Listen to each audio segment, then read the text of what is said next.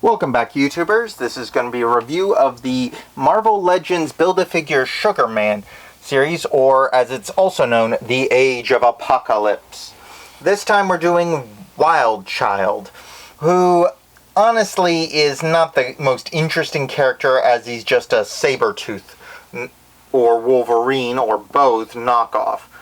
But first, let me run through the box. Something I forgot to mention last time I did one of these is there's the Age of Apocalypse written on the top of the box in that big font that's on the comics as well. Side view, back view shows off the other characters. I won't be doing the Sugar Man part. It's just a back piece, which is a big shell to cover the back of this character. But I'll show off the whole figure in detail later. Overall, Wild Child here is kind of a disappointment because he's not that interesting. He wears a basic orange bodysuit, has the talon feet, standard Build-A-Figure architecture when it comes to his joints, bendy, twisty here and there. It's got some claws, but his head arch is really weird, especially his hair. It feels more like he should be on like all fours, but the problem is he doesn't bend enough to do that, unfortunately. As you can see, this is as far as you can get him. He's really reminds me of something I've seen in the comics about the dark future that one of the X-Men who is in Excalibur, one of the time variant daughters of Cyclops and Jean Grey. I forget her name offhand, but it's one of them. I think it was called, her name was Prestige in the Gold series that came out a few years ago. But it reminds me of them. They were basically hunting dogs used to track other mutants.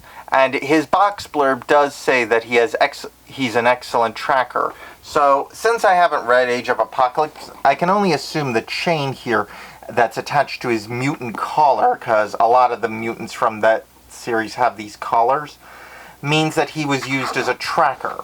I do like the way that this chain wraps around, so if you get someone else, they can put their hand through it, and it can be like they're guiding him.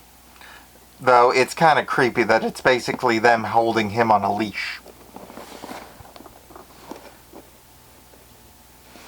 Plus, the chain is really stiff, so if you've got something better, like an actual linked chain, you could probably substitute that and it would work a lot better. You can usually get stuff like that from your local craft store like Hobby Lobby or Michael's. It's pretty cheap and you can get tons of it for other projects. And substituting real chain instead of this cheap plastic stuff really does work better for you.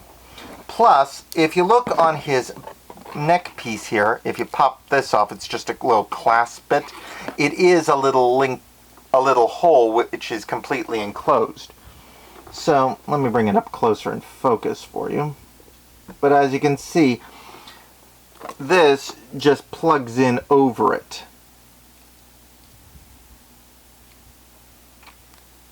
So you could easily get real chain, just some cheap aluminum stuff or what have you, and swap it in. It would make a much better chain, and it's a straight upgrade. I'll probably do that at some point. Also, comment on my Twitter if you guys want to see any modified figures, like small changes I've made, just, you know, with easy to acquire craft store parts or items. Something I was thinking of doing was making like little videos about how to make figures better with what you have around the house.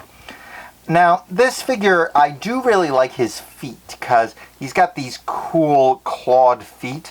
Something you don't see is because most characters have boots on. All in all, the character's decent, but like I said, he's kind of a weird pose, and he doesn't really seem like he should, to be, you know, more feral. Anyway, if you're going after this character, definitely try and get a good discount on him, especially if you're just trying to finish off the Sugar Man. Really, I wouldn't buy him alone unless he's like a couple of bucks. Otherwise, make sure it comes with the Build-A-Figure part. But that said, please like, subscribe, comment below on my Twitter, and I'll see you all next time. Ciao!